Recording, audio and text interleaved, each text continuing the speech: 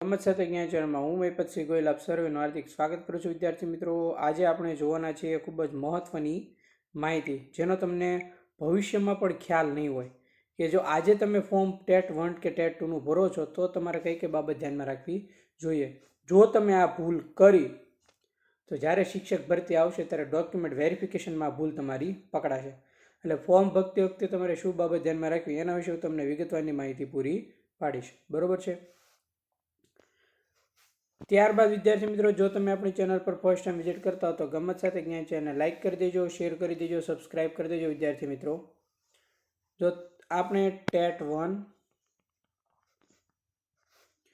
TET 2ની free lecture series શરૂ કરેલી છે. જો તમે એ નથી જોઈ તો તમે જોઈ લેજો, પ્લે લિસ્ટમાં તમને જોવા મળશે. એકવાર પ્લે લિસ્ટની મુલાકાત લેજો, તમામ ક્લાસ તમને જોવા મળશે. જેમાં વિદ્યાર્થી મિત્રો ટેટ 1ની પરીક્ષા છે એના અંતર્ગત સમગ્ર પર્યાવરણના ભાગ 2 મૂકી દીધા છે, સમગ્ર ગુજરાતીના ભાગ 2 મૂકી દીધા છે. એટલે પ્લે લિસ્ટ એકવાર મુલાકાત કરી લેજો. બરાબર. અને ચેનલ પર જો નવા હો તો ચેનલને સબસ્ક્રાઈબ કરવાનું ભૂલતા નહીં, જેથી તમામ ક્લાસની નોટિફિકેશન તમને મળી રહે. હવે વિદ્યાર્થી મિત્રો, આપણે જોવાના છીએ શું તમારે ધ્યાનમાં રાખવાનું છે. જો તમે વિદ્યાર્થી મિત્રો એક ભૂલ કરી તો તમારી આ ભૂલ તમને ક્યાં નડશે? શિક્ષક ભરતી વખતે ડોક્યુમેન્ટ વેરિફિકેશનમાં. ચાલો તો હવે આપણે સ્ટાર્ટ કરીએ. એક તો વિદ્યાર્થી મિત્રો, તમે જે ફોર્મ ભરો છો એ ફોર્મ સાચવીને રાખજો. બરાબર છે. અત્યારે માનો કે તમે ધોરણ 1 થી 5નું ટેટ 1નું ફોર્મ ભર્યું, તે ફોર્મ તમારે સાચવીને રાખવાનું છે. બરાબર છે. જે તમે જ્યારે શિક્ષક ભરતી આવશે ત્યારે જરૂર પડશે. પ્લસ વિદ્યાર્થી મિત્રો, ફીજ ભરો છો તમે, ફીની રિસિપ્ટ પણ સાચવીને રાખજો. બરાબર છે. આ બધી વસ્તુ છે. ઇનકેસ કદાચ તમને માગે તો તમારે ખાસ ધ્યાન રાખવું પડે. બરાબર. ફોર્મ તમારે સાચવીને રાખવાનું છે, ફીની રિસિપ્ટ તમારે સાચવીને રાખવાની છે. પ્લસ વિદ્યાર્થી મિત્રો છે એ તમારું નામ, અટક, બરાબર છે, પછી જન્મ તારીખ,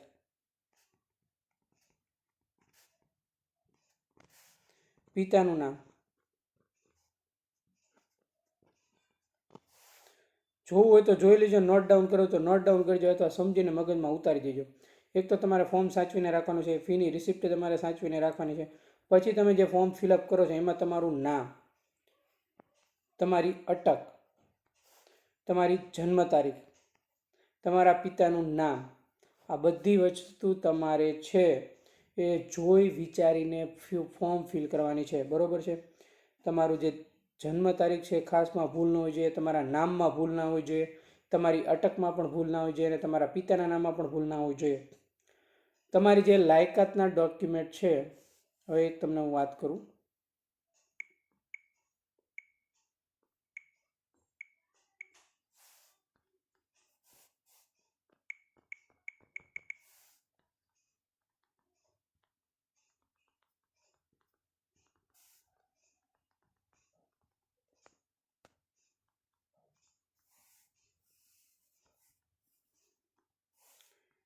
એક તો તમારા જે ધોરણ 12ની માર્કશીટ છે ને,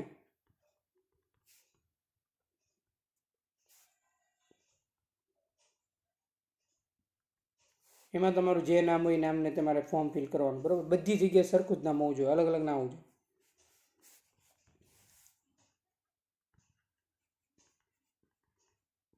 બરાબર છે. જાતિના દાખલાનો જે નંબર છે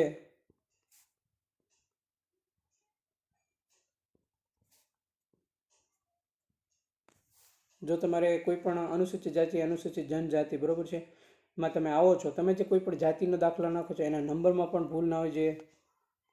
નોન ક્રિમિલિયર સર્ટિફિકેટ નંબરમાં પણ ભૂલ ના હોય જોઈએ.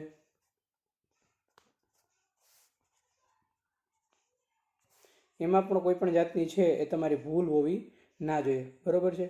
જે તમે ફોર્મ ફિલ કરો, તમારું નામ, તમારી અટક, તમારા પિતાનું નામ, તમારી જન્મ તારીખ, ધોરણ 12ની માર્કશીટ મુજબ તમારું નામ, બરાબર છે, જાતિના દાખલામાં નંબરમાં ભૂલ ના હોવી જોઈએ, નોન ક્રિમિલિયર સર્ટિફિકેટમાં તમારી કોઈ પણ જાતની ભૂલ હોવી ના જોઈએ.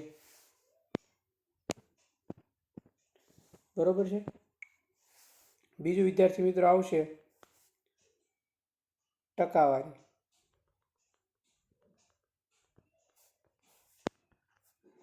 ગુણ. તમે જે ટકાવારી કાઢીને એમાં નાખો છો, તમે જે ગુણ કાઢીને એમાં નાખો છો ફોર્મ ભરતી વખતે, બરાબર છે, એમાં પણ તમારી ભૂલ હોવી ના જોઈએ.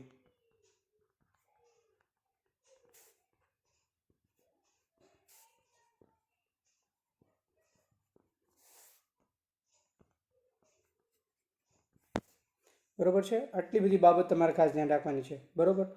આ બધી બાબત તમારે ધ્યાનમાં રાખીને ફોર્મ ફિલ કરવાનું છે. કોઈ પણ જાતની તમારી ભૂલ છે હોવી ના જોઈએ. કોઈ પણ સત્ય હકીકત છે તમે છુપાવેલી ના જોઈએ. જે ઓન રેકોર્ડ તમારી પાસે ઓથેન્ટિક અને સાચી માહિતી છે એ તમારે ફોર્મ ભરવાની છે અને એમાં કોઈ પણ જાતની ભૂલ હોવી ના જોઈએ. બરાબર છે. જ્યારે શિક્ષક ભરતી આવશે, જો આ ભૂલ તમને ક્યાં નડશે એ કહી દઉં.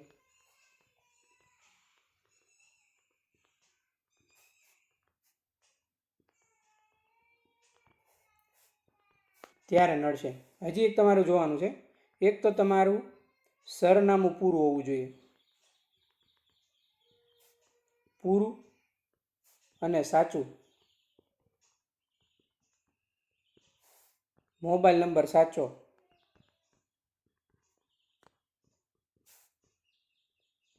આ શું કામ એ હું તમને કહું.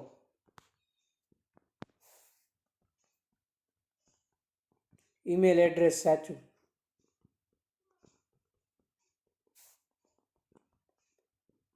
જો સરનામું હું તમને એટલા માટે કહું છું વિદ્યાર્થી મિત્રો કે તમે જાણો કે ટેટ 1ની પરીક્ષામાં 120 માર્કે સારા માર્કે ટેટ 1 ક્લિયર કરી. બરાબર છે. તો આની જે માર્કશીટ આવે ને, માર્કશીટ, એ માર્કશીટ વિદ્યાર્થી મિત્રો ક્યાં આવશે? તમારા સરનામે આવશે. બરાબર છે. તમે ટેટ પાસ કરી છે તો પણ આવશે, ટેટ ફેલ કરી છે તો પણ આવશે. એટલા માટે તમારું જે સરનામું છે એ સરનામું વિદ્યાર્થી મિત્રો પૂરું હોવું જોઈએ અને સાચું હોવું જોઈએ. ખોટું સરનામું નથી આપવાનું ટેટ ફોર્મ ભરતી વખતે. બરાબર છે. જો તમે ખોટું સરનામું નાખ્યું કે અધૂરું સરનામું નાખ્યું તો પણ તમારી માર્કશીટ છે એ તમને પહોંચશે નહીં, તમને મળશે નહીં. હવે જો માર્કશીટ જ નથી આવતી તો પછી આપણે શિક્ષક ભરતીમાં ક્યાં આપણે એને રજૂ કરીશું? એ લોકો તો કહેશે કે અમને આ સરનામા ઉપર મોકલી દીધી. સમજાય છે? એટલે આ વસ્તુ સામાન્ય નથી. જ્યારે તમે ટેટ 1 ક્લિયર કરો ત્યારે તમારા ગામમાં જે કોઈ પણ પોસ્ટમેન આવતો હોય એને પણ તમારે મળી લેવાનું કે ભાઈ આવી રીતે જો કોઈ મારા નામનું કાગળિયું આવે અથવા કોઈ માર્કશીટ આવે તો તારે બીજે ક્યાંય ન દેતા, મારા ઘરે જ મને પહોંચતી કરવાની છે. બરાબર છે. પણ એ ક્યારે પહોંચતી થશે?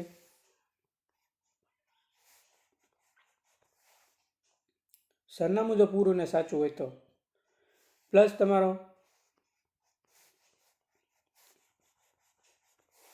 મોબાઈલ નંબર પણ સાચો હોવો જોઈએ. જો મોબાઈલ નંબરમાં એક આંકડામાં ભૂલ પડી ગઈ, તમે જાતે ફોર્મ ભરો છો અથવા કોઈ બીજા પાસે ફોર્મ ભરાવા જાઓ છો, તો આ બધી બાબતો તમે જુઓ. પહેલાં 5 મિનિટ ફોર્મ ભરવાનું મોડું થાય તો વાંધો નહીં. ડન. તમારો જે કન્ફર્મેશન નંબર છે, કોઈ પણ જાતના મેસેજ છે, એ તમને ડિલિવર ક્યારે થાય? તમારો મોબાઈલ નંબર સાચો હોય તો તમને મળે, બાકી તમને ના મળે.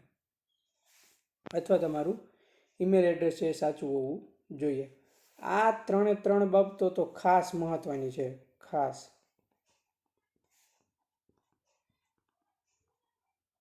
તમારે ખાસ એટલે ખાસ ધ્યાન રાખવાનું રહેશે આ 3 બાબતોનું.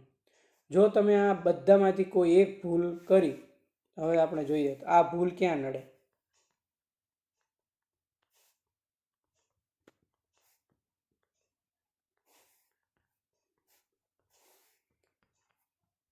ટેટ 1 શિક્ષક ભરતી આવી ગઈ, આવું જ્યારે નોટિફિકેશન આવશે, બરાબર છે, પછી તમારા જે બધા પ્રમાણપત્રો છે ને એની શું આવશે? ચકાસણી.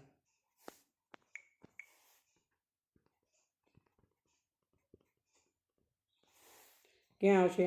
સ્વીકાર કેન્દ્ર ઉપર.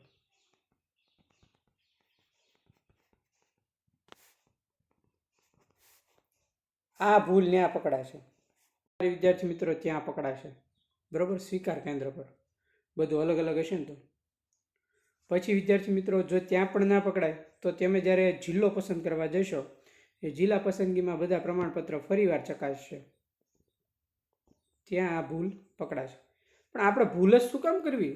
બરોબર છે. તમે જો આટલા બધા એજ્યુકેટેડ હો અને એક શિક્ષક બનવા જઈ રહ્યા છો તો શિક્ષકમાં તમારા પોતાનામાં એટલી આવડત હોવી જોઈએ કે એટલી લાયકાત હોવી જોઈએ કે કોઈ પણ ભૂલ છે આપણે જાતે ફોર્મ ભરીએ કે બીજા પાસે ફોર્મ ભરાવા જઈએ, એકવાર શાંતિથી તમારે બધી માહિતી શાંતિથી જોઈ લેવાની છે. બરોબર છે. પછી જ સબમિટ આપવાનું છે. એટલે આ બધી બાબતોનું ખાસ ધ્યાન રાખજો. બરોબર. આ બધી વસ્તુ તમને છે આગળ જતાં બહુ કામ લાગશે. એટલા માટે તમારા માટે આ ક્લાસ છે એ મેં બનાવ્યો છે. બરોબર છે. કોઈ પણ જાતની ભૂલ થયા વગર છે એ આપણે ફોર્મ ભરવાનું રહેશે. બરોબર છે. આવા તમામ માહિતી આપણે બધાને ખબર જ છે અહીંયા આપીએ છીએ, એટલે અહીંયા જોડાઈ જજો. બરોબર છે. અને આ ફ્રી લેક્ચર સિરીઝ તો ઓલરેડી શરૂ થઈ ગઈ છે. પ્લે લિસ્ટમાં તમને એની માહિતી પણ જોવા મળશે. ટેટ 1 ટેટ 2ની ઘણા બધા ક્લાસ લીધેલા છે, એનો લાભ બને એટલો લ્યો. બરોબર છે. પરીક્ષા સુધી આપણે શરૂ રાખીશું, પણ પરીક્ષા સુધી શરૂ ત્યારે રાખીશું વધુમાં વધુ લોકો જો જોડાય, વધુમાં વધુ લોકો છે એ આ ક્લાસ જોવે તો આપણે પરીક્ષા સુધી શરૂ રાખીશું. ચાલો વિદ્યાર્થી મિત્રો, હવે ભાગ 3 છે શોર્ટ ટાઈમમાં હમણાં મૂકું જ છું. ભાગ 3 ગુજરાતી જોઈ લેજો તમે. બરોબર. આશા રાખું છું વિદ્યાર્થી મિત્રો બધી માહિતી તમને ઉપયોગી થશે, આગળ જતાં કામ લાગશે. ક્લાસ સારો લાગ્યો તો લેક્ચરને લાઇક, શેર અને સબસ્ક્રાઇબ કરવાનું ભૂલતા નહીં. તમારા સાથી મિત્રોના ગ્રુપમાં જરૂરથી લિંક શેર કરી દેજો, જેથી વધુમાં વધુ વિદ્યાર્થીઓ આપણી સાથે જોડાય. થેન્ક યુ મિત્રો. મળીએ નેક્સ્ટ લેક્ચરમાં નવા કન્ટેન્ટ નવી વાત સાથે. થેન્ક યુ મિત્રો.